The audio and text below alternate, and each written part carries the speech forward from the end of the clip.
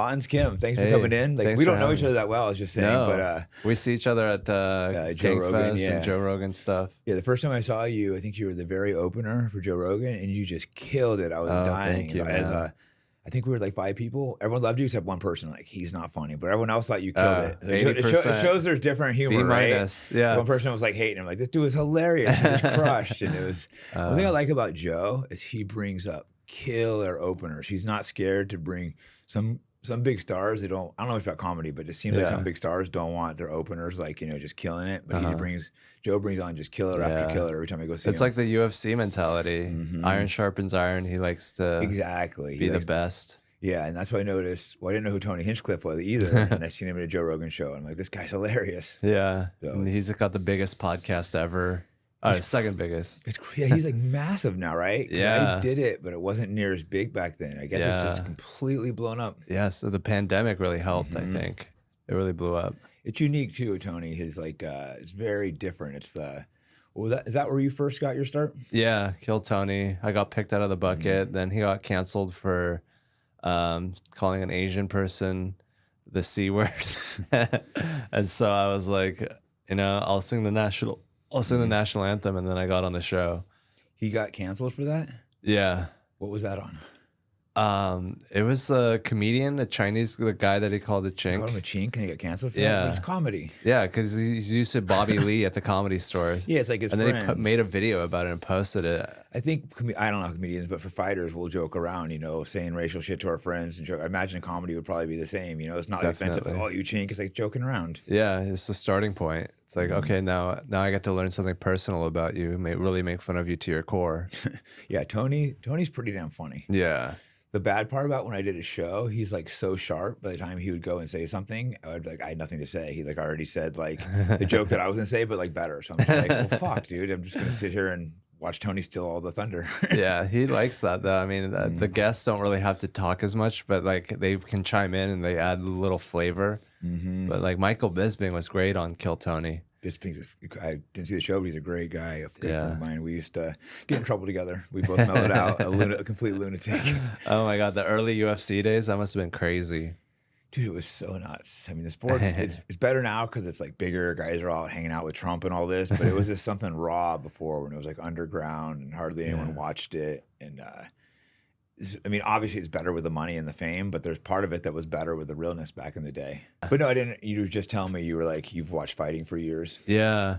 I got into it like 10 years ago when I got into Joe Rogan, he's talking about it. So I was like, I got to check it out. I was like, I didn't understand it at first, but now I love it more than any other sport.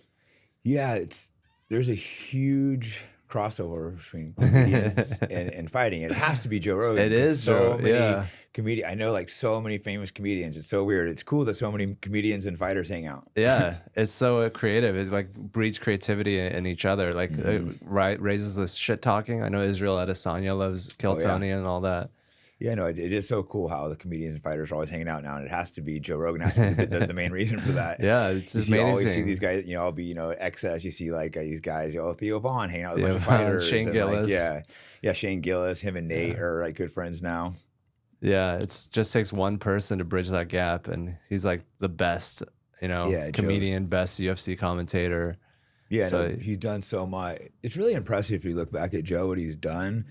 Because he's the number one, all these things are completely unusual. The number one cage commentator in the world, the number one podcaster in the world, hands down, and one of the top comedians. Like all three really hard professions to make it in. It's like, okay, that's pretty damn impressive. Yeah, but it makes sense because like comedy and talking on podcasts and talking on the UFC, he just has to be himself, and that's like the goal nowadays. I think it's because he's authentic. People can see that. Like, I've known him for over 20 years and always been a good dude. Not like we're the closest friends, but we've always been friends, and he's always been real cool. I can still hit him up. Sometimes I feel weird because he's so famous texting him, but he still always responds, Yeah, I mean, it's he's such a great guy because I don't know why, but I mean, I just think he's like fucking, he's been doing comedy forever. He's at the LA Comedy Store. He just meets so many people. He knows how to treat people right, and he knows how to be respectful. Like in martial arts, he doesn't like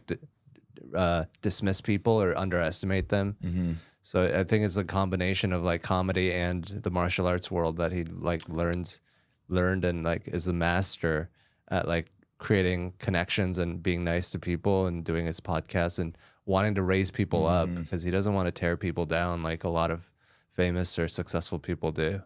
Yeah, no, you definitely, there's a lot to learn by looking at him and seeing like how successful he is. And he has so networked, knows everyone. I mean, obviously everyone wants to know Joe, but that's still a thing to have the connection and keep friendships. Like I said, the amount of people he knows, he'll still answer my text messages and stuff, which is, it, you know, it just shows you how he's able to people from so many different angles he's able to bring together. And it's not just comedy, and he's talking to like Donald Trump and all these people now. Chefs and hunters.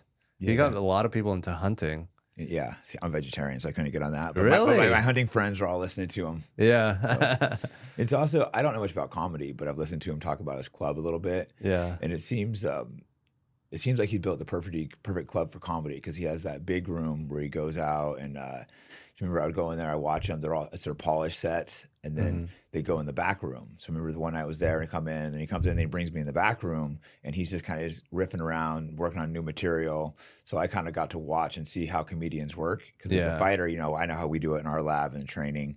But you watch, oh, this is what comedians do. They got to practice and throw jokes out there, see what bombs, what doesn't. And then they go and do it. That's why it's so good they lock up the phones because that's just practicing. We don't want, you don't want training footage getting out. That's a big thing in gyms. We ban cameras. No that's a very serious rule. Someone's filming, people get pissed sometimes because guys will also come in from other gyms and try to film. Yeah, because they might post it or they might like use it as like training footage or like look what he's working on. So no, that's what they do exactly. So I guess same in comedy. Like the New York Patriots or the New England Patriots, they were like filming practices or something. This is funny. When I used to, Japan's always a couple years ahead of us. I used to fight out in Japan, right? Right. And they'd be out there. We didn't have phone cameras yet, and they'd be sitting there filming us. And I remember one day I caught them filming, and I was cutting away. I was irate, going off on them, and then all of a sudden they stopped knowing English. It was like, oh, no. I was about to beat them up, and I couldn't believe they were filming it and sending it to our training partners. Oh my God. Yeah, I mean, you're Korean, so you don't like the Japanese, you know. No, yeah, they hate us. We're like fucking black people over there, dude. It's so true because I fought Sexyama. Akiyama, you know who he's Korean. Yeah, and he's superstar in Korea. And I thought he was a superstar. Yeah, and in Japan. And he changed his name to a Japanese name. You know, this guy is the gold medalist, I think. And I fought him in Japan. I thought for sure the crowd was going to be hardcore for me. Or for him, but the crowd was going for me because he's Korean. Yeah, I was like, wow, I guess they like white people more than Koreans. Or it might have, I don't know if it was that, but he's also, I think he cheated against Sakuraba maybe, so it could have been a little deeper. Okay, there's like a lore there. Yeah, but that really shocked me. I'm like, wait, do the Japanese like whites more than Koreans? I think it's like when your brothers right there, you hate your brother. But that's why I thought they would go for the Korean because they're right there. But exactly, but you still back your brother up against someone else. Not always. I guess. Apparently not. So it's like we're too close to each other, but slightly different. Where it's like I don't like you. Yeah, love-hate relationship. Yeah. Hey guys, Jake Shields here. As you know, a lot of my guests are extremely controversial. So if you want to support free speech and my podcast, go to fightbackpodcast.com. Like another redhead in the class. You're like, fuck that guy. There's like so what is the hierarchy of the Asians? Well, the Japanese will tell you they're on top. And the Chinese will tell you they're on top. Koreans are like, we know we're second or third place. But we're getting up there. We got K-pop now. We got shit popping off, you know. Yeah, the fighters are getting pretty good out of Korea too. Really? Nice. Yeah, I can't think of names right now, but the Japanese aren't producing great fighters anymore. Oh man. They used to. They're not focused on that. Yeah, I guess you kind of missed the stage of the amazing Japanese fighters. There was an era where a lot of the best fighters are out of Japan. There's like, you should go back and look some of these guys up if you haven't. Like Sakuraba's amazing, Gomi, Sakurai, a guy who I beat. They had some of the legends were coming out of Japan. Yeah, I remember the Pride days, and all the fucking Brazilians would go over there. And they were like doing high level like MMA like back in the day. And then they just fucking stopped. It's so weird. Yeah, it was really weird because I was fighting in Japan in those heydays and it was amazing, you know. I had never left the country and then I flew out to Japan. I'm just like complete culture shock. And you're in these massive arenas. They're not like loud, but you have these like stars. It was just such a massive thing and then it just died overnight. So weird. Do you know what caused that? Yeah, Just business? no, I do know what caused it. I don't know the details behind it, but it was okay. It was ran by Yakuza, shocking, right? But so for some reason they got their TV deal cut, and basically they're just like, okay, stop watching it. And Japanese people are very conformist, so they just stopped watching it. And it was the most massive sport there, and they just killed it like that. That's crazy. That's the thing about like being so like all together is that things can change so quick like that. Like in America, you can't stop. No. Like if things take off, like people are gonna have businesses and shit. But yeah, that's what I love about America. It's like the Wild West. It's like Yeah, I think there's positives to both sides having, you know, overall like the freedom of America, but the positive of that is it's, you know, like everyone's so respectful, so nice. No one would have zero crime. You can leave your bike out. You can you know, you like there's clean. There's not trash cans anywhere, but you won't litter. I remember walking around with a coffee cup for like 2 hours, but you're just not gonna. If I was like in San Francisco or New York, I'd just be like, oh, whatever. But you're in Japan, you're not gonna do it. So they're very by the book. So that's good in that aspects. And there's not even strict laws there. It's like shame based. Yeah, and the police are crazy. Like if you get charged with a crime, you're basically done. It's like a 99% conviction rate. Yeah, is it? Yeah, I don't think so you just people go to jail there though. I don't think. Yeah, like they don't like. It's not like America where they're like arresting people all the time because most people follow the rules. But yeah, I mean, I love it. Like you can have like potted flowers in a public place and no one's gonna pee on it. There's not like a bunch of homeless people. I'm sure they have a couple, but Seen a couple there, yeah. And I saw a fight one time in Japan, and it was between Yakuza and a couple American military people that were staged there. And the cops came, and the cops were just like kind of trying to politely break them up, like not hitting them. And eventually they broke them up, and they're just like calmly, okay, can you guys go the opposite direction? I'm like, this is so interesting. yeah, they're like janitors or like a crossing guard. Yeah, then the military and the Yakuza was ignoring them for a while, and eventually the cops kind of defused them. Like, it's interesting, the pros and the cons. Yeah, that's crazy. They're not like, stop, everyone listen to me. They're more like, well, here, can you guys please? Yeah. Have you seen Tom Green visit Japan and he lies in front of the escalator? He's like, oh, sorry. And then like everyone's stepping over him. No one kicks him. No one yells at him.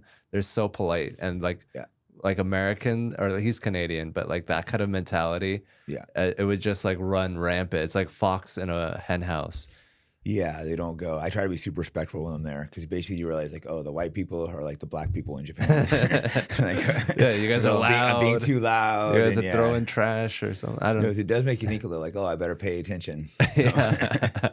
In America, you're outside. You're like, oh, this is just outside. But in Japan, it's like you're inside someone's home. It's their country. It's like their homeland. It's like you go to Mars and all the Martians are there. You know, and I've traveled a lot, and that's the most unusual place I've been still. Japan. I'd never been on a plane, and all of a sudden I'm in Japan. It was like culture shock. I'm like, what is this place?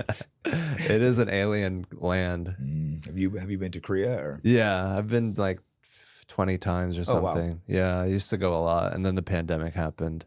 But I used to go for like 2 weeks, and it's weird. Everyone's the same. It's like, why would you commit a crime against a Korean? They're Korean. Yeah, you're all the same. But they do commit crimes. There's like serial killers and stuff. Yeah, a few, but it's probably pretty low crime, right? Yeah. I mean, Korea was crazy back in the day. They used to like have a military dictatorship and kill people during protests and shit. Wow. And then the Korean War. So yeah, I know very little about the Korean history. I know the good Korea and bad Korea. Yeah, the crazy Korea. Yeah, crazy Korea and technology. The skyscraper Korea. Yeah, it's wild. So have you been since the pandemic or no? Yeah, I went once, and I'm gonna go there again with my girlfriend and her friends. Yeah. Were you scared during COVID? I wasn't scared. I was like, oh, thank God I get to take some time off, and I really enjoyed like camping. I went camping a lot in my van. Your van, yeah. Yeah, and then I was like, now I want to talk to people. Like when you're forced to see people every day, you don't really appreciate it. But when you're like in the woods, you're like, fuck, I really need to talk to someone. Yeah, I don't do well being isolated, so I was like, screw this. I just know like all my Asian friends were like hiding out so long. I'm like, dudes, it's safe. Come out, guys. Yeah, Asians love quarantining. They were buying that COVID stuff and the mask. Well, we started it, so yeah, good point. My friends would show up with masks, I'm like, bro, take that thing off your face. And now they're all wearing it for the fires now. Yeah, that's the reason. The fire's out of control. I don't like. Yeah, that's I've been busy, barely followed this, but it looks like LA burnt down. Yeah. Not like really gonna miss it, but yeah, it's pretty wild. Terrible place, but that's it's the only way to make burn like that. Yeah, maybe it'll be better finally. Yeah, make them a little more humble. Make them a little more relatable. It's like, oh, now you have to actually go through something instead of just like living a privileged life the whole time. It'll be interesting because so much burnt down. I'm in Vegas. I imagine a lot of people will probably be moving out to Vegas because there's gonna be no houses to rent and stuff. Oh, Yeah. great! It's gonna be a bunch of LA people there. Well, you got a bunch of them here in Austin too. Yeah, they're gonna go everywhere. How long have you lived in Austin? 3 years now, almost 4. Did you move here for comedy or? Yeah, during the pandemic, Kill Tony was here, Joe Rogan was here, so I was in my van. I just drove down here, and I was like, let's see how long I can last. So I was gonna. You were move. literally just living in your van. Yeah, I had a Sprinter van, and I was gonna move during the summer because I didn't want to get too hot in there. But then I got on Kill Tony, so I was like, let me plug into my friend's house and just live with him for a minute. Nice. Did you kind of blow up right away on Kill Tony? Yeah, I mean, I was signing up for 3 months, and then I got on, and then like in 2 months, I got enough money to get a house. So it was like 6 months. So yeah, pretty Quick, soon. Yeah, it must feel good because I understand from, fighters struggling trying to make it with something you're so passionate about, and everyone's like, "Dude, you're an idiot. What are you doing?" I'm sure your family wasn't too stoked, but it's like, but you believed in it and wanted to do it. How did you go from Kill Tony to opening from Joe Rogan? Because that's a big thing to open for Joe Rogan. That's like even though you're an opener, that's still a huge step. That's what like everyone like wants to do that job. Like even like the best headliners would love to open for Joe Rogan. Yeah, that's like a big deal. Everyone wants to open for Joe Rogan. Yeah, I mean, Tony was best friends with Joe, so he was like, "Hey, there's this guy Hans," and then I got on Kill Tony, and then Greg Fitzsimmons talked about me on the Joe Rogan podcast, and then he had me open for him at the Vulcan, and then I kept doing that, and then eventually I started doing the arenas and the stadiums and stuff, and yeah, that's pretty much how it happened. Crazy. How excited were you the first time Joe's like, "Hey, you want to open for me?" I was like, "Holy shit, I made it! I can die now, and I'll be happy." Yeah, that must have been a wild experience from living in your van to all of a sudden like, "Wait, I'm opening for Joe Rogan." Yeah, I think I was living in my van when I was doing that. So I was like, "You're still living in a van." I go back to sleep in a van and wake up the next morning. You're like, "Well, I've kind of made it. Hopefully Joe Rogan, but I still live in a van." Yeah, I can get there eventually. But yeah, I think I saw like a video. I met you, and then I think I seen you like in a private plane flying with Joe. It's crazy how life can just change so quick and so wild. Yeah, I mean, especially in the circles that you are in, and now that I'm in. Like the people there, it's just like they're just people, It's like we get to interact with the best people. Normal. The first couple times you're around like celebrities, it's so weird, right? And like, they're just totally normal people. Yeah, it's like they're just friends, and this is just their group of friends now. Yeah, and then it's easy once you get in a circle, as long as you keep good reputation, it's easy to meet tons of other people, and it's all connected, and everyone's equal. But yeah, when people treat you different, it's actually kind of weird. That's what you realize. If people put you on a pedestal, you're kind of like, it's kind of weird. I want people to just treat me normal. Yeah, because you're so used to it with the fucking crazy people that you hang out with, and yeah, we know like how Joe Rogan is, and like that's like the shining example of like how we should be or how I should be. Yeah, no, I was lucky. The first person I knew that got famous was Chuck Liddell, and he stayed so cool and humble and down to earth. And I've seen other people turn into complete douchebags. I'm not gonna say any names, but like, oh my god, this guy used to be cool. Now I can't handle him. Yeah. But sometimes those guys' careers will crash, and then when they crash, no one's around because people saw what a douchebag they became when they were famous. Yeah. So that's interesting. And like in Joe, like he was always famous, but he was like still where he could totally walk around like me and stuff. Now he would come to San Francisco, we'd just walk around, go to the bars.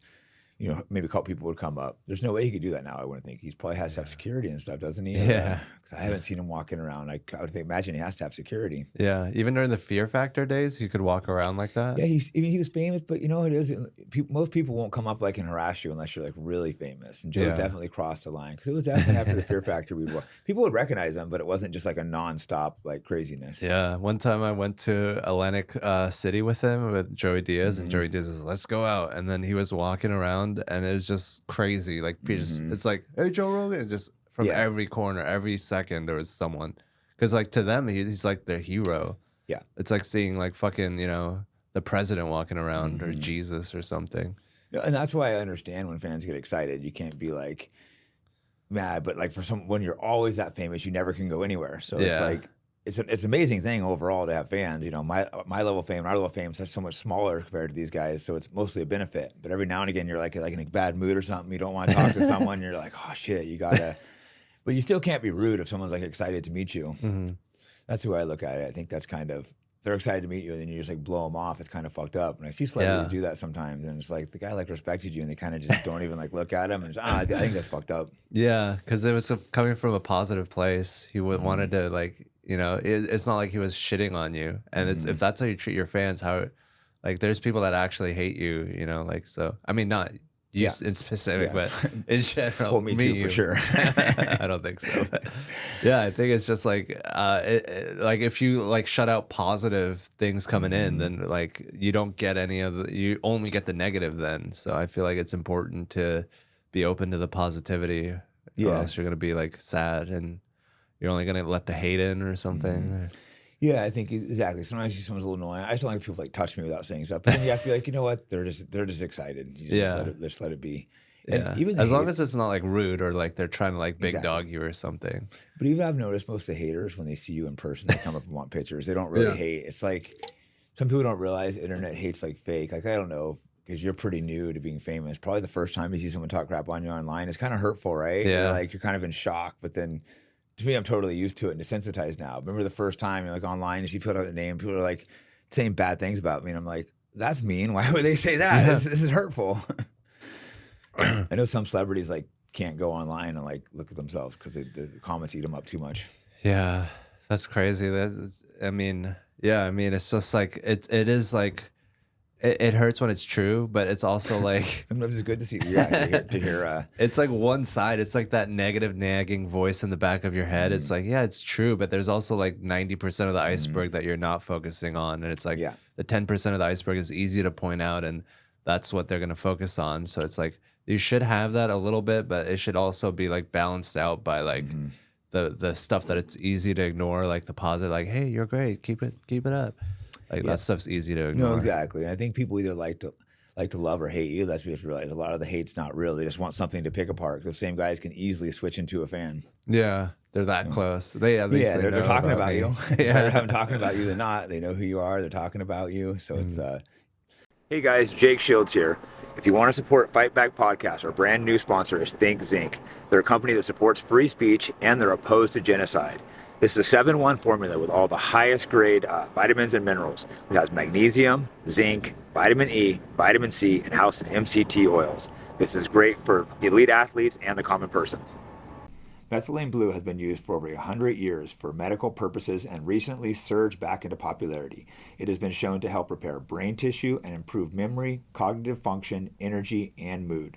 Research suggests that methylene blue could have neuroprotective effects, possibly aiding in conditions like Alzheimer's, Parkinson's, and depression. Go to MerakiMedicinal.com and use the promo code FIGHTBACK for a discount. Are you still doing the Kill Tony show a lot or no? I don't do it as much anymore, but I did it recently. I try to go back every now and then, but yeah, I feel like it's good to do it. It motivates me to write, and it was a lot to do it every week, but I think it was a good exercise. And it's 1 minute, right? Yeah. So it's a totally different type of comedy. Like I said, it's not my field, but I can imagine having to hit some punchlines in a minute. That's tough. Yeah, it's like you got to be quick, and whatever the audience's mood is in that moment, you have to meet them there. Like if they're like sad or if they're like so excited. Yeah, it's hard to predict what they're going to be like, and then you just do jokes that like, might have worked in another place in front of that audience.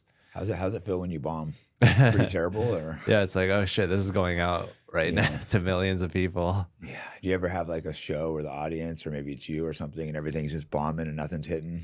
Yeah, it's like, must be a terrible feeling. Huh? Yeah, like what am I supposed to do? Am I supposed to fake the emotion? Am I supposed to pretend to be happy, or do I admit that it's going shitty? Because it could go wrong either way. If you admit that it's shitty, then they're like, why did you have to admit that?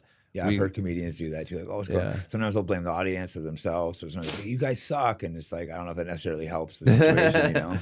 Yeah, but sometimes it works. Like Bill Burr shitting on Philadelphia. That's true. So it's like it takes experience to be like, what is the best solution here, and what is the best for my emotional state right now? What is the best thing to do? So it really depends. It sucks when it's happening, but like there is always an answer, or that's what you have to tell yourself. You're trying to work through it. I guess like a fight of things, you start losing the fight, you could just fold or quit, or like, all right, I got to try to adjust to my audience, see if I can try something different and get them laughing. Mm-hmm. But I think Adam Hunter, he was doing these I think Adam Hunter's name. He was doing these comedy things with fighters, and he was wanting, and he's like, "Oh, do you want to do like a 15-minute thing?" And I thought about it. I'm like, man, I don't know. That just sounds like so much pressure. That's so much time. 15 minutes. Maybe it was 10. I don't know what it was. It would be for the crowd was all fight fans, so it'd make it a little easier for me. But I'm like, man, what if I go out there and just start bombing? That'd be like so like you just like freeze up if you're just like, because I'm not used to it. But no, you think like. That'd be terrible to go up there and just bomb, having never done it. That'd be so embarrassing. That's funny that you're worried about that. It's just like people's opinion of you. But like you're actually like fighting people and like getting hit and stuff is fine. Yeah, I did that so many years though. I mean, obviously that's crazier, but you just, when you're doing it, it stops seeming crazy. So when I was fighting, it like seemed normal, but there'd be a few times where I like eat mushrooms or something, and all of a sudden I'd be like, oh my God, what do I do for a living? I'm out like fighting people in cages. I'm going to quit this sport. Then I'll sober up and be like, oh, I feel normal. Back to normal. Getting hit in the face is normal. Yeah, you're reflecting. You're just like, why do I get in cages and fight people for a living? What is wrong with me? I'm insane. I need to do something different. I need to stop this. Yeah. And then it just becomes your life. It becomes normalized. It is crazy, but people like that. People want that. Like that's like so many people's dreams, like especially kids and stuff. Like that they want to be gladiators and warriors. Yeah, and then it's like in our DNA or something. It's just such a thing. I would dream as a kid, you'd fantasize about it. Never thought I would actually do it, and then all of a sudden I'm caught up fighting, and it's just so addictive. It is so thrilling. I don't think anything really can match that. It's just like, it's like the ultimate thrill, you know. Like I'm sure comedy is similar with that. If you're just killing, you know, but I don't think anything can quite match a fight though. Yeah, I mean, it is like emotionally like you're fighting, but like physically just to like conquer another person would be amazing. No, yeah, that probably is the craziest thing you could do. It's a similar feeling, but a little different. But yeah, I guess in comedy, the example would be if you completely crush and kill, you know, you feel great. But then if you bomb, you feel miserable. But with the fight, now take that and magnify it by 100. If you get like beat up, you lose money, then you're, you know, the embarrassment of that is just brutal. It's not just the ego. Your body can be hurt too. Yeah. I mean, it's if I bomb, I don't have to like carry around the scars or like limp. Yeah, it's true, but shame can be worse than physical pain sometimes. Yeah, like the mental, your head, and then you fucking, you know, a lot of comedians commit suicide, like Robin Williams and Richard Jeni. It's true. I guess a lot of them are probably battling a little. You know, you're probably a little crazier if you're a comedian, just like fighters. Yeah, you're putting yourself out there. Like why most people wouldn't do that. Like you're being like, hey, this is my brain, judge it, like give me money because of my brain. It's crazy. You're putting a lot of truth out there sometimes too in comedy. It can be very that's often the truth tellers. Those are the ones that, you know, that's why the cancel culture thankfully is pushed back, but they're trying to like, you know, oh, you can't do this in comedy, and you know the comedians a lot of times are the ones pushing the boundaries. Yeah, like we need to be talking about everything. We can't just like stop talking about things because it makes you uncomfortable.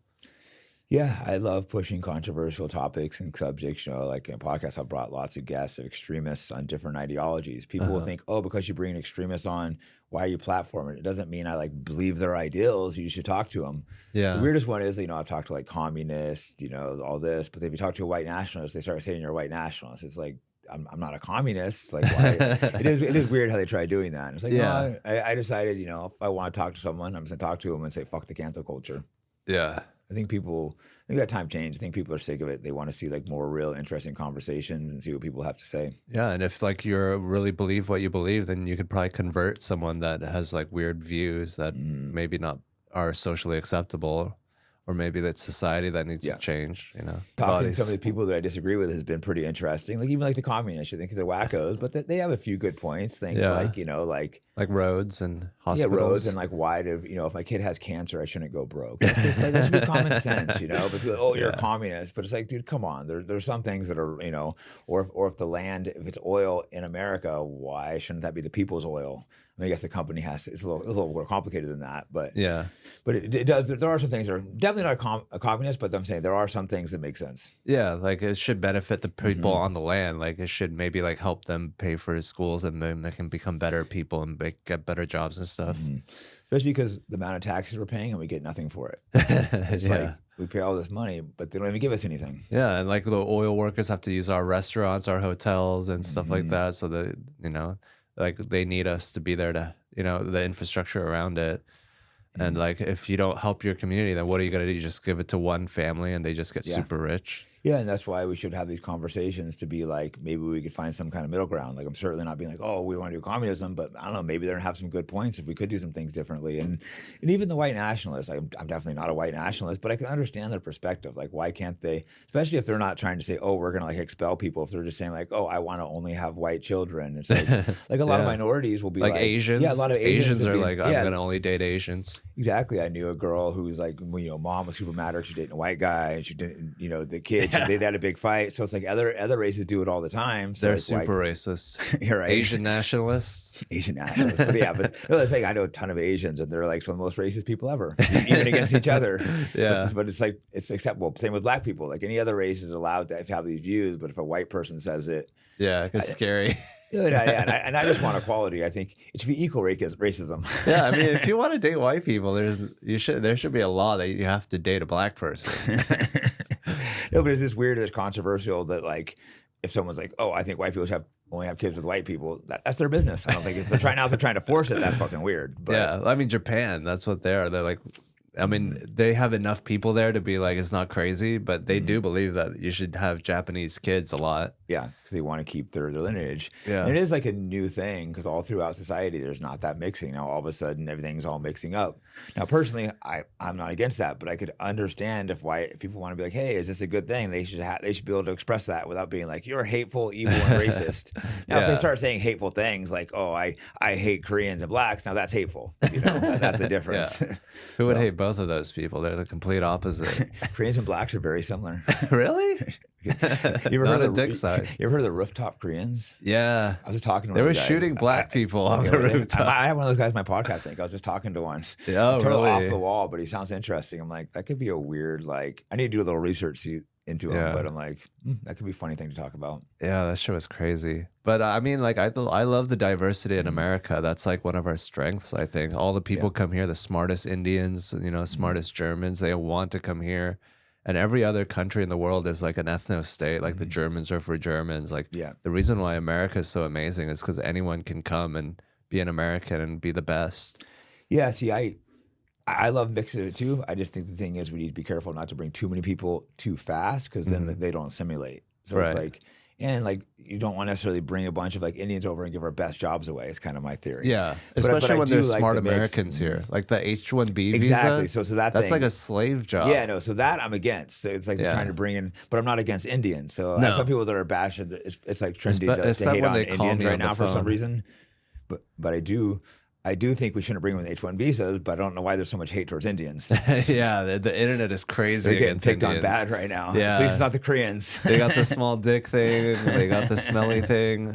It's like so easy to shit on them. And there's like a billion of them. So it's just easy to shit on them. Yeah. At least you're not fucking with white people right now. But they're so nice. Like I mean, except when they come over, they mostly keep to themselves. They're just fighting the Pakistanis. And they got fucked over so hard during the fucking British colonization. It's hard for me to think of them as bad people. Yeah, at San Francisco, there's a lot of Indians around, and I had like no issues with them. That's why I'm trying to figure out where all this Indian hate's coming from. And again, I'm against bringing them over for our best jobs, but I think it's just like white people wanting to stunt on a minority, and that's like an acceptable group. You can't stunt on black people or like Mexicans. That's a good point, because like blacks and Jews, you can't say anything bad about, but the Indians are kind of like, oh yeah, go make fun of the Indians. No one's really sticking up for them. Good point. Yeah, they're like a mix of Jews and blacks. They're like dark and smart. A mix of Jews and blacks. That's where everyone's going after the poor Indians. I'm gonna get them against the Koreans. No one really goes after the Koreans that much. Yeah, there's not enough of us. We don't do enough shit. Don't do enough crime. Don't cause enough problems. You guys need to step up your crime. We're too small. We're too scared. We can't commit crimes. We're gonna get beat up. At least that's how you fly under the radar. Yeah, for the sneaky crime. The sneaky Koreans. Did you follow? I don't know, a couple of years ago, there was the Stop Asian Hate they were pushing, because Asians kept getting attacked. Was that during the pandemic? Yeah, but then everyone attacking them was black, so all of a sudden they pulled it away. They're trying to make it like a Trump thing originally, then they kind of saw and they're like, oh, never mind, Asian hate's fine. Yeah, I mean, there were natural enemies, maybe. That was bizarre, because I lived in San Francisco at the time, and it was constantly black people attacking Asians, like more so than whites. I don't know like what that was. It was singling out. It was I mean, really it's strange. easier. Like if you attack a white person, you know, there's like systems that stop that, you know, for years. But like Asians is like, oh, what do we do here? They're both minorities. Yeah, maybe less likely to call the cops or fight back. They say they carry more cash, but it was like, yeah, but they definitely were targeting Asians, but the cops or the media stopped talking about it when they realized, oh, it's not white people targeting Asians. Yeah. I mean, fuck, black people have been through so much. I feel like Asians, we can take a couple pushes. We can lose a couple grandpas. Yeah, I don't think I'd want to get robbed for a black person, but hey. No, I'm just kidding. So you guys are too nice. This is why they pick on the Asians. It's a perfect example because you're just like, oh, it's okay. Yeah, I mean, we're doing so good. Asians are crushing it.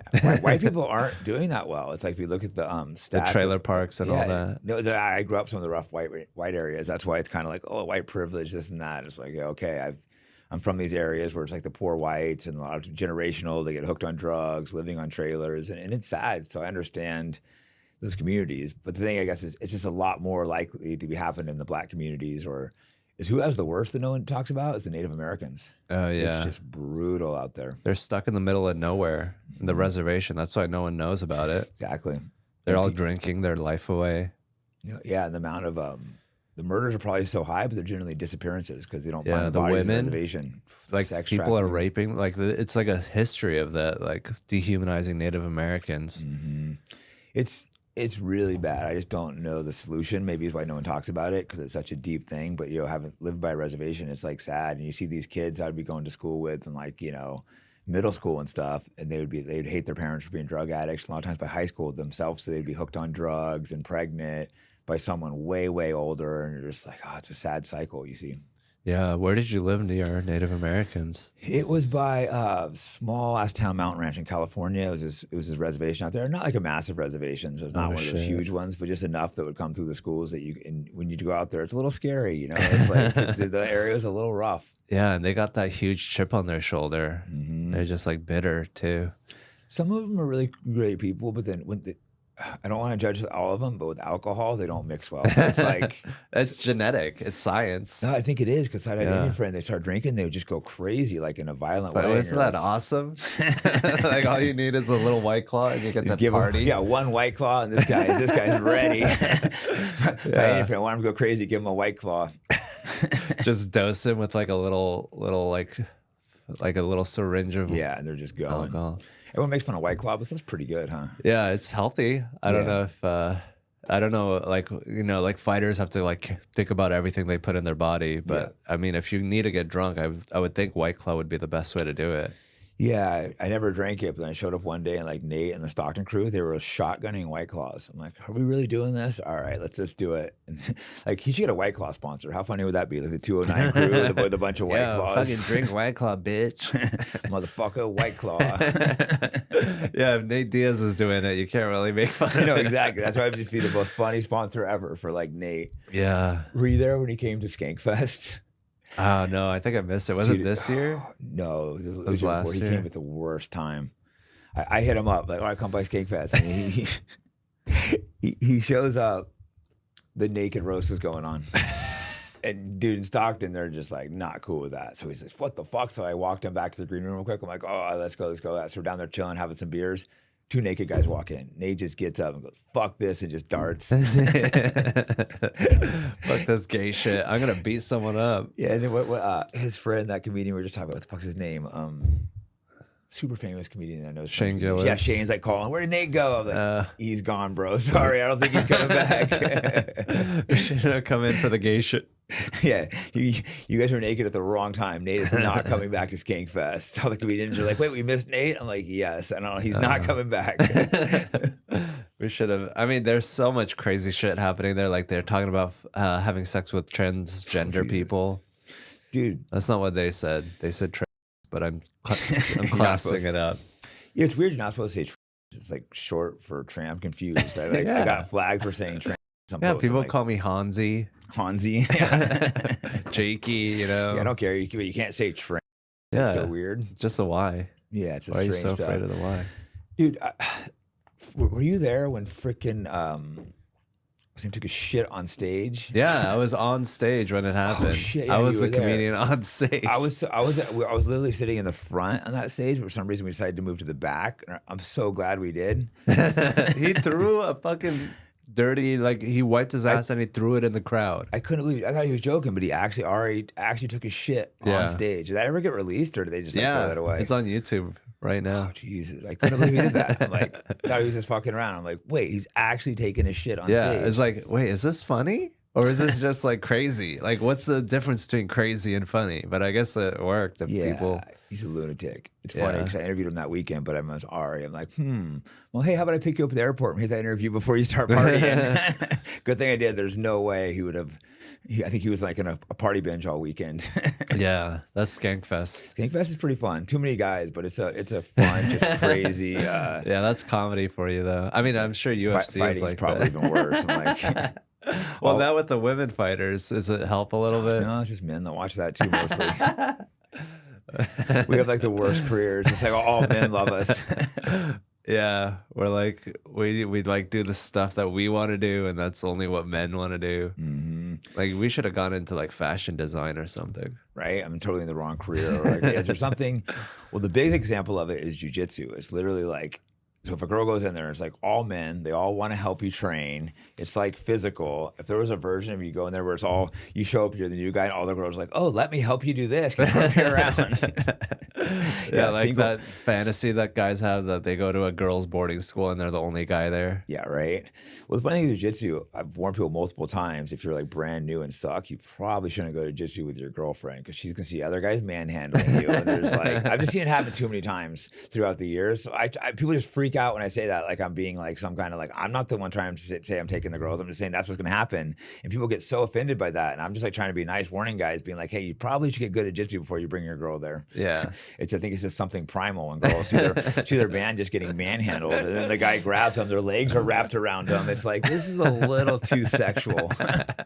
Yeah, jiu-jitsu is super. If boxing, I mean, even if you get beat up on boxing, that's embarrassing, but it's not as embarrassing as in jiu-jitsu. Yeah. Because you got your head in his ass and like he's like nut sacking you.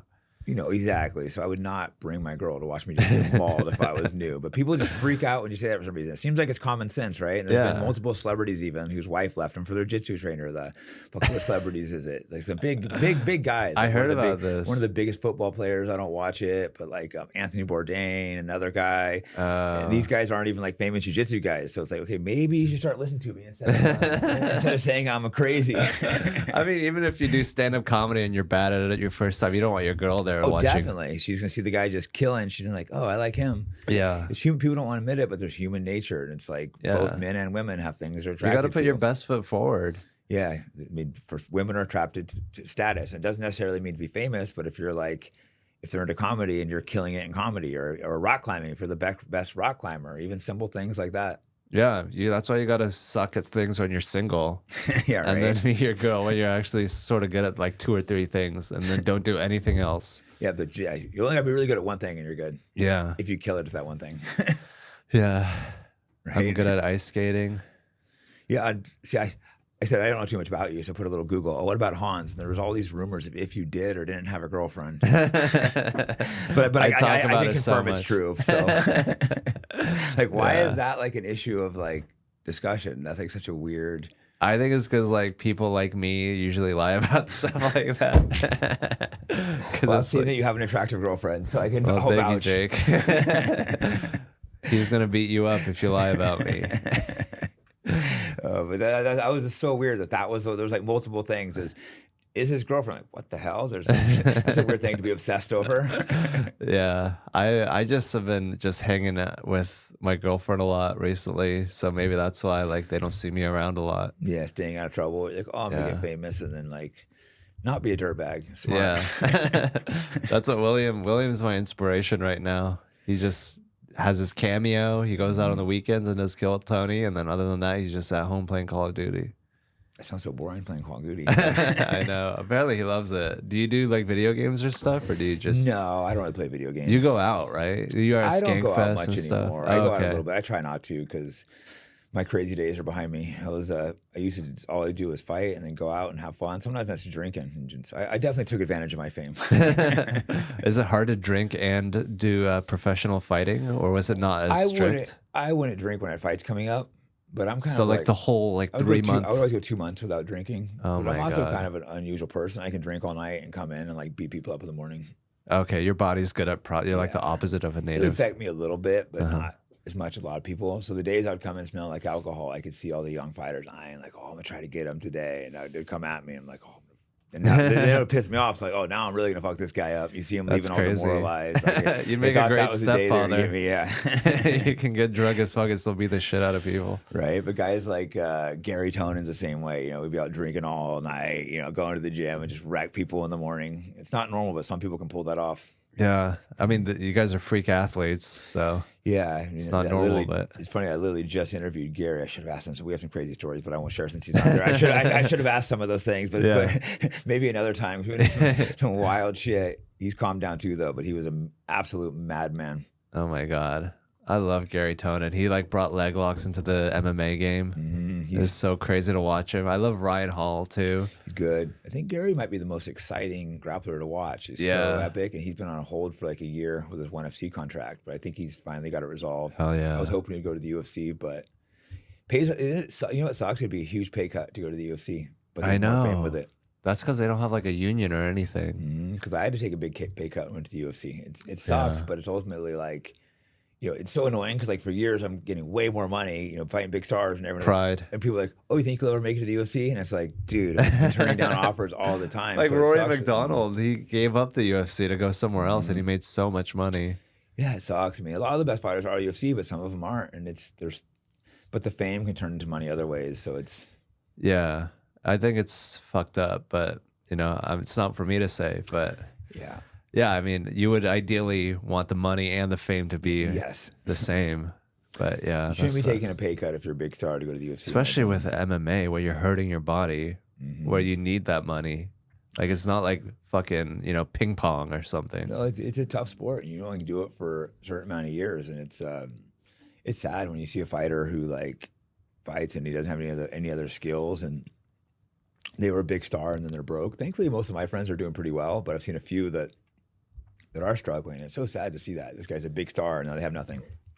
Yeah. Oh. Especially like how much entertainment they brought people and to not have them be rewarded, and it goes to like some suit in an office. Yeah, and some guys' bodies are beat up now, and you know, some guys have brain damage. Hopefully mine's not too bad. there's way less in MMA than boxing for sure though. Yeah. Why do you think that? Because like the sparring, they don't spar as like crazy. I think there's multiple reasons. I think boxing's just trading punches. There's the whole ground aspect of it. Right. I think the big, thicker gloves actually make it worse because like the padding shakes the brain more. There's the standing 8 counts, so you can get dropped and you have a chance to get dropped and come back up over and over again. So there's that. There's I think the knockout. I think a quick flash knockout is not as bad as just getting pummeled for a while. But you know, I can't say 100%, but you can clearly see a difference in the boxers versus MMA with brain damage. Yeah, like the deaths. There have been no deaths in the UFC so far. Yeah, there's been a bunch in boxing. Yeah. Yeah, I think that's funny that you said it's just rock'em sock'em robots. You're just standing there, just trading. Well, you said sparring too. Yeah, if you go to boxing gyms, they always try to knock you out. It's like it's like a fight. MMA guys will get into MMA gyms too, but it's usually friendly. We get along. You go to a boxing gym, you're on the opposite side. You're gearing up. People are talking crap. It's like, oh, this is not like this is not a friendly environment. No, that's what they live for, is like that training. The killer in the gym, and then you spend it all, and you can't do it on a big stage. Yeah, that's interesting. You say that because there's I was talking to him about this last night. How there's like the gym fighters. You got these guys who are just savages in the gym. They can, you know, but they go out there and they just freeze up and lose to like bums or guys that aren't that good. And you have the opposite. There's a guy who's like not that good, and then he goes out and just beats guys he shouldn't beat. It's crazy. I mean, I obviously have no idea what I'm talking about, but that's like such a crazy thing, like the performance aspect. I mean, with stand-up comedy, I guess that's a part of it too. Yeah, you could maybe have great jokes, but you go out there and just like shock and freeze up, I'm sure, if you're not careful. Yeah, that's awesome that like some people like they excel in that environment, like Conor McGregor. I don't know anything about his gym thing, but like in that moment, like against Jose Aldo, that was. I don't like Conor, but that was amazing. That Aldo fight. Yeah.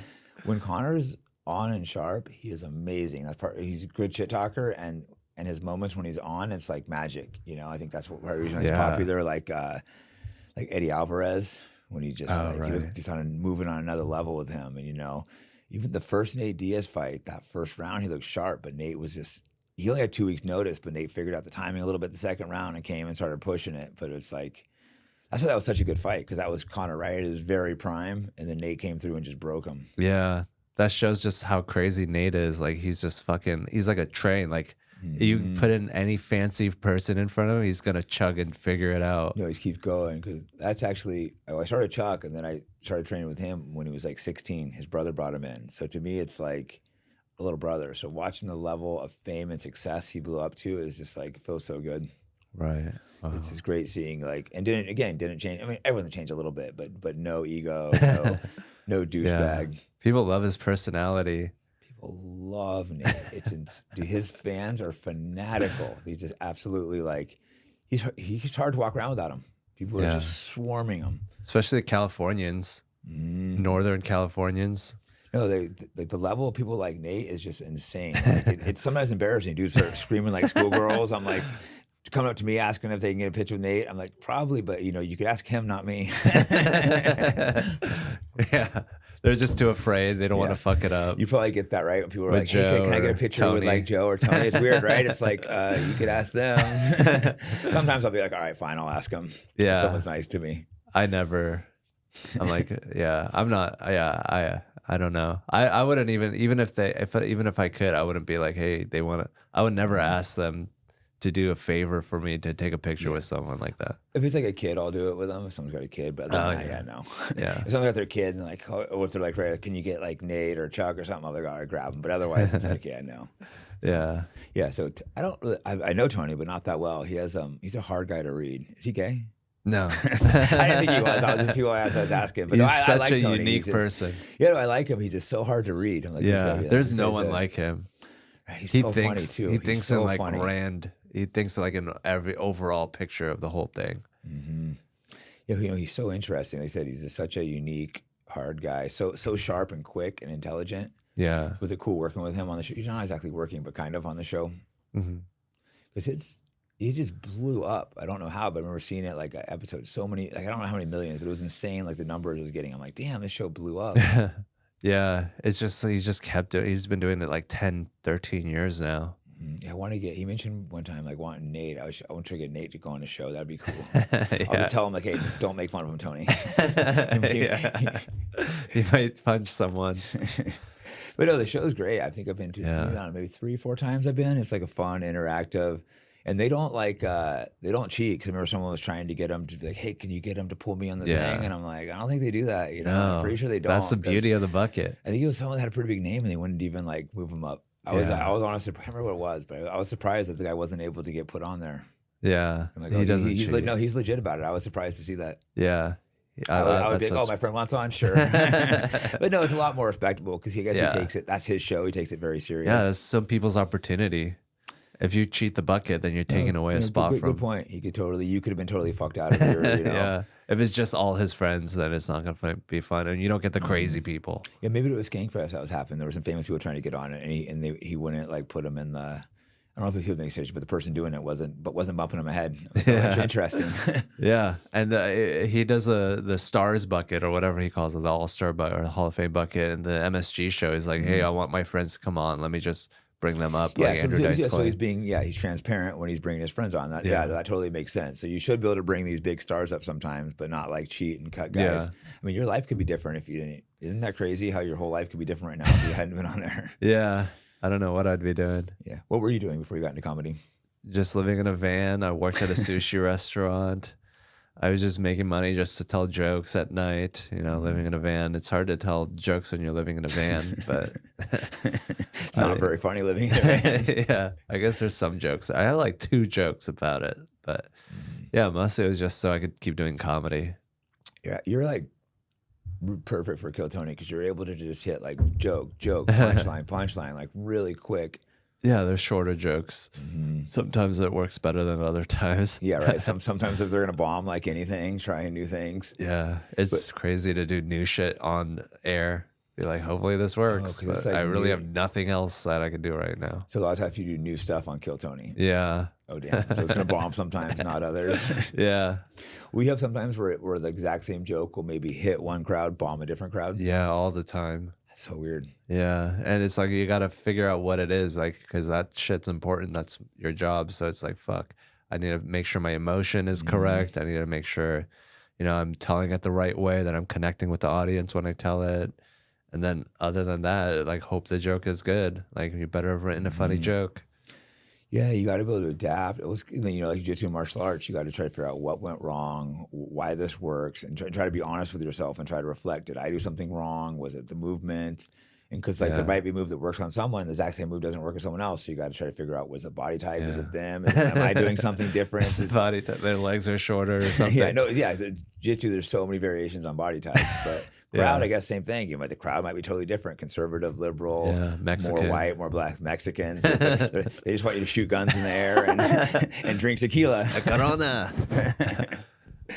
Did you ever have I've only seen a little bit of your comedy, to be honest. When I've seen you live, I don't really watch stuff on videos, but I remember, I liked it. But do you ever get people mad over racial jokes and shit, or not really? Not anymore. Not ever since I got on Kill Tony. Now if you get mad at the racial jokes, it's like you didn't do your research. But yeah, I got the Kill Tony audience coming out, so they don't give a fuck. Yeah, Kill Tony, obviously everyone's gonna be ready for some, banging humor. Yeah. But I wish there was some person being like, that was racist. I'm like, I'm not racist. I'm just, well, I am racist, but I think everyone I don't think we should. Yeah, everyone's a little bit racist. We can't. It's like trying to be perfect. You can't be perfect.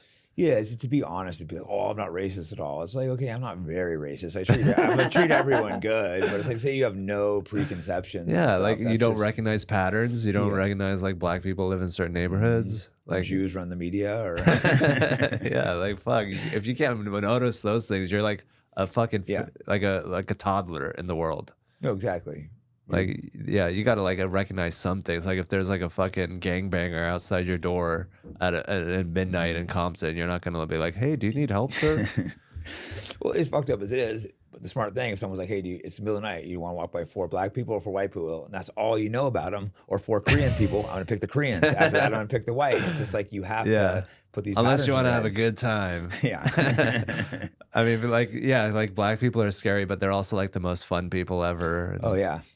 No, exactly. People have positives and negatives, and if you're actually racist, is you don't like people. I treat everyone equally, but you do have to notice some patterns and look at things. Yeah, I think both comedy and fighting, though, it's everyone's going to be treat each other very equal. If someone's killing it in jokes, you're not going to care if they're black or Asian. You can if you are racist in fighting or comedy, you're just cutting yourself off from great talent. Mm-hmm.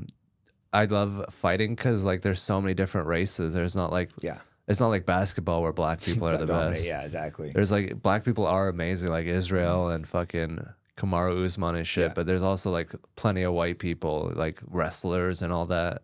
Yeah, the black people aren't dominating. There's some great ones, John Jones, but there's tons of great white fighters too. And Asian fighters, there's no champs right now. I'm trying to think because there was a lot of Japanese or something. Not a lot of Indian fighters. There's a billion. No good Indians. No good Indians. I'm trying to think if there's any. There's some good Koreans, but not world championship level. I mean, my favorite was Chan Sung-jung, the Korean zombie. He was great. The stun gun. Akiyama. I mean, Akiyama's Korean. I didn't even know. Dude, that guy was a savage. He oh, was you good. fucking fought him. I beat him, but that was a war. That guy he threw me a couple times because he's a judo Olympic medalist. I believe that dude's throws were insane.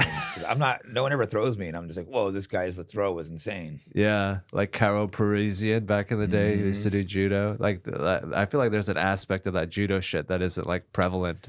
It's because it's hard to transfer that. I think for it to work in MMA, you have to be really, really good at it. Is what it is. So Ronda Rousey. Yeah, Ronda Rousey or Akiyama, his level. I got thrown. I was like, whoa, it was so smooth. I didn't even feel the throw. Oh my god, that's didn't even hurt sexy. when I landed. It was whoa, that was so smooth. That's that next level. And yeah, Ronda Rousey, she was the girl that really popped. Or I guess it was Gina Carano before her, but then she's the one that pulled it mainstream for women's MMA. Dana White that's the one that got in the UFC. She's the reason why they're there right now.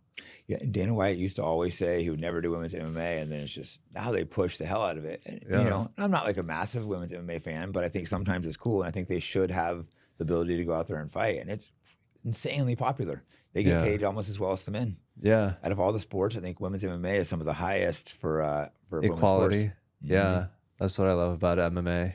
Yeah, there's girls making millions of dollars. Not very many, but there's a couple that are making millions of dollars out there fighting. So that's pretty cool. They're not doing that in the women's NBA. Yeah. But who the hell wants to watch the women's NBA? Yeah, people want to watch them fight. Anyone can fight. Isn't it weird? Men want to watch women beat each other up. See, for me, I have a hard time as a man watch women beat each other up, but men love it apparently. Yeah. For me, I struggle watching girls when their faces are all swollen up and stuff. I'm like, oh, I have a hard time watching this. Yeah. But they love it. Like they're like pit bulls. It's like that. They live for that. Dude, so the girls are meaner than the guys sometimes. They just go at it. I think because they have like a chip on their shoulder of like, oh, you're women, you shouldn't be fighting. So they go out there and just go at it. Yeah. The sparring sessions at the gyms when the women come in, they're brutal. Yeah, because they all drive. They don't have the physicality, so they got to make up for it.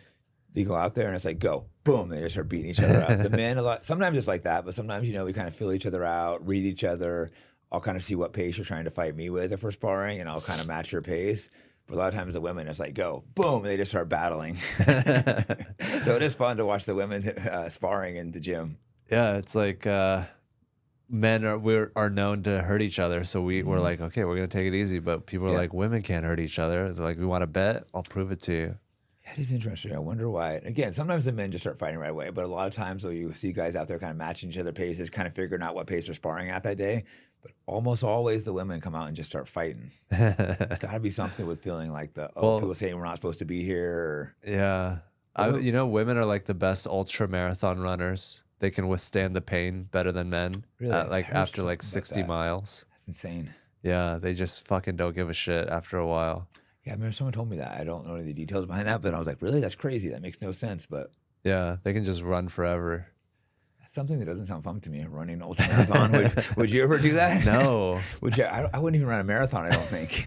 No. There was one time in my life, like, oh, maybe I should run a marathon just to do it. And I'm like, nah, I'm good. Yeah, what's the point of running that far? Yeah, I don't think I ever ran over like 10 miles. I'm like, that was a long time. Just find a couple wheels. Mm-hmm. Like Nick and Nate would do those long, like 25, 30-mile runs sometimes. I'm like, yeah, I'm good. Yeah, I remember they told a story about how they were biking and some guys tried to fight them because they thought he was just a stupid cyclist, and then he got him in a leg lock, and then they showed up at the gym the next day trying to learn leg locks. There was one, it was the same story where Nick was, it was way better if Nick tells it because he tells it dead serious, but he's flying down the road and he has his biker gear on, which, looks kind of gay. And some guy's like, fat it, as he rode by in Stockton. So Nick chases his car down, pulls up, whips over, puts the bike out, starts pulling the guy out of the car, starts beating this guy up. His friend comes out, starts kicking Nick. Nick gets up.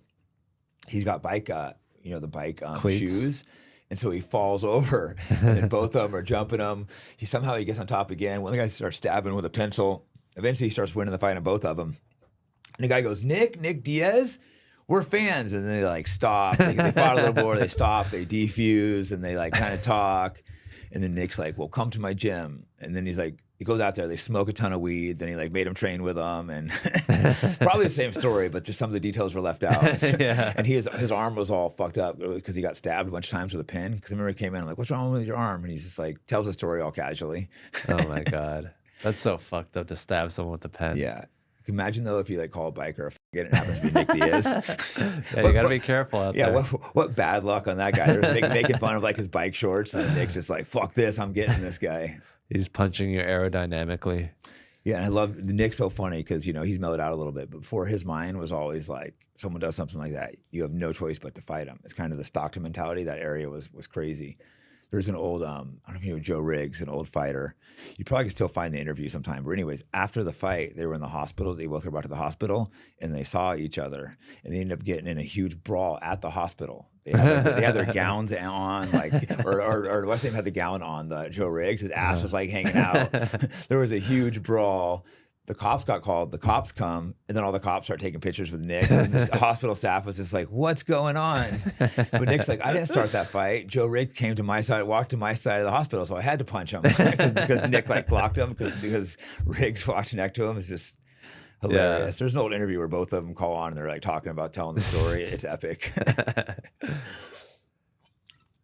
Nick's one of the more unique, interesting figures in fighting. Yeah. He's like fucking, one mindset. He's just fucking going at you. Yeah, I used to spar him all the time, and just a tough dude, but not trying to hurt you either. We find really hard, but you're safe when your friends not trying to hurt each other. So, but an amazing sparring partner. But there were some hard sparring sessions. There was one time, I don't smoke weed very often, right? But they do all the time. So one day I got talked to the car with like Gil Melendez, Nick Diaz, and their hot box, and we just got lit in the car. And we walk in, and then we gear up to spar. Put the gloves on, but it was like serious sparring day. So the gloves are taped on the 16s. I couldn't even take them off. The headgear, the shit, everything's like taped on. Like giant boxing gloves? Yeah, and then we walk in a cage, and all of a sudden the cage gets locked, and I see Nick pacing on the other side, and I'm like, wait, I got to spar Nick right now for 25 minutes, and I'm just like, I was about to have a panic attack. It was so high, and I was trying to make an excuse of like how I was going to get out of the sparring session, but I couldn't think of anything, and then ding, ding, the bell rings, and I'm like, oh shit, I got to fight him.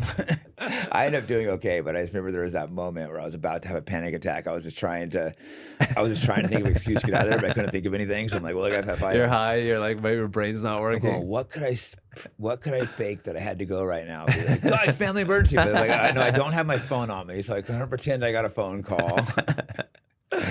I can get high and train jiu-jitsu, but like to spar someone like an elite level pro like that is like pretty intense high. But they do it all the time. He would fight high. Nick would get lit right before he'd fight. That's crazy. They didn't test very well back then. Oh, he got popped a bunch of times. You just didn't give a fuck. Oh yeah, he got. He got like suspended for a year or something. They tried spinning him for life. I think he ended up doing a couple years. For weed? They should give him a medal for fighting high. Some of his best fights, too. Do you know who Takanori Gomi is? Yeah. He's an absolute legend at the time. Japanese dude, absolute legend at the time. And he just had an amazing fight and tapped him out with this crazy submission that no one ever does, probably because he's high. He's like, oh, let me try this. So he was great fighting high. But for me, I'm the opposite. I'm just like, this is scary. That was like in the Pride days? It was Pride, yeah. So they were like, they didn't give a fuck. That was weird though, because it was Pride's first show in America. Oh, they had him and Gomi, which was just an epic battle, and then Nick dominated it, and then he tested positive, and they suspended him. Jesus. Yeah, 3 times he tested positive. He just liked to smoke weed. Yeah, I mean, he's this poster boy for stoners. Like, don't smoke weed. You can't be an athlete like fucking Michael Diaz. Phelps and Nick Diaz. Yeah, and he's a cardio machine. Yeah, he's funny though. He'll get a blunt, but he doesn't pass it. He'll just be like smoking his blunt. Even if it's not his blunt. Probably. It just don't hand your blunt to Nick. No, what are you gonna say? Not much, right? If Nick took your blunt, you'd just be kind of like, all right, I guess Nick's got my blunt. That's the crazy thing about some like UFC fighters is they're like tigers, like human tigers. You're just trapped in a room with the tiger. They just kill you at any moment. Yeah. Thankfully, most of us are cool. Yeah, most of you guys are human beings. Yeah, right. But yeah, every now and then, one's wigging out, and you're like, oh shit, I guess I'm the person responsible for stopping this guy. Did you smoke weed much or not really? I do. I'm trying to take a break right now, but yeah. When Joe Rogan hands you a blunt, you can't really say no. It's hard to say no around certain people, right? Yeah, like, or I'm not Diaz. doing drugs. Like, oh shit, yeah. Don't be a pussy. Yeah, they want me to get high. Any other drugs? I did mushrooms today. I started vaping. Vaping, yeah. Mushrooms, I don't do them often, but they're interesting. Yeah. Every now and again, you'll do it and you're like, whoa, this is like... They take your breath away. Yeah, I've done them a couple times, but just like microdose. But then not too long ago, I took like a big dose again. And I was like, "Whoa, this is like intense. acid." Yeah, if you do it right. I did mushrooms one time, and then went to a comedy club in New York, and we just started hysterically laughing. And then one of the girls was like, "Guys, you're gonna get kicked out." And for some reason, that put us into worse laughter. We get kicked out of a comedy club for laughing, but we were laughing at the wrong time, so we had to leave. But then we left in New York and just walked outside, and it was just like, whoa, this is intense. Yeah. Fucking New York. There's nowhere else like it in the world. Yeah, I love New York. You like it or hate it? I love it. I used to live there for 3 years in a van, but that's what you were doing before you came out to Austin. Yeah. I love it. It's like a fucking urban fucking jungle. Like no one's taking care of it. The subways are all fucking rank. But the energy, you can't match the energy. Yeah. There. You feel like you're in the center of the universe. Mm-hmm. Like there's nowhere else you'd rather be. That's how I feel in New York, but then I burn out on it too. I'm like, I hate it by nature, but it's addicting. But then you meet like townies that have been there forever, and you're like, oh, this isn't good either. Exactly. I lived there a couple years, but I don't think I'd ever move back. I'm glad I did. It was a great experience, but Yeah, it's good to do it once. yeah. How were you doing in the comedy circuit when you were in New York, or was it hard to get in it? It was hard to get in it. I was just bumming around. Yeah. I really had to come here to get any traction. But yeah, they were. I mean, I had friends and stuff, but it wasn't like I wasn't doing very well there at all. Yeah, it's hard getting into the good clubs, right? You're stuck doing those like Yeah. little tiny open mics, and They don't give a fuck. They're happy with the way it is. They don't need more people. yeah, that's what people are saying. It's hard getting in some of those clubs that are fairly. I can't remember the name, but the clubs that are pretty good are super hard to get in. Yeah, And they don't LA give is a better shit. for that. Like the Comedy Store and Joe Rogan was there, always looking for talent and stuff. But at New York, I don't think it's like a good place to try to get higher. Yeah, because that's where I would think to tell people to go. That's pretty awesome though that you went there and then you came here and just hit it right away. Yeah, And fuck you're that. headlining shows now, and Yeah, it's like fuck you. I told you I was good. yeah, gotcha, motherfuckers. Fuck you, New York. You just didn't get my humor, Yeah, you assholes. I'm just different. What do you think you want to plug or add before we wrap up? I got my tour dates, hanskim.org. You know, I'm going everywhere. I'm on Kill Tony. I have my podcast that I do on my YouTube, DJ Hans Kim on Instagram. That's Nice, pretty much cool, it. man. Well, thanks for coming on. Thank you for having me, man.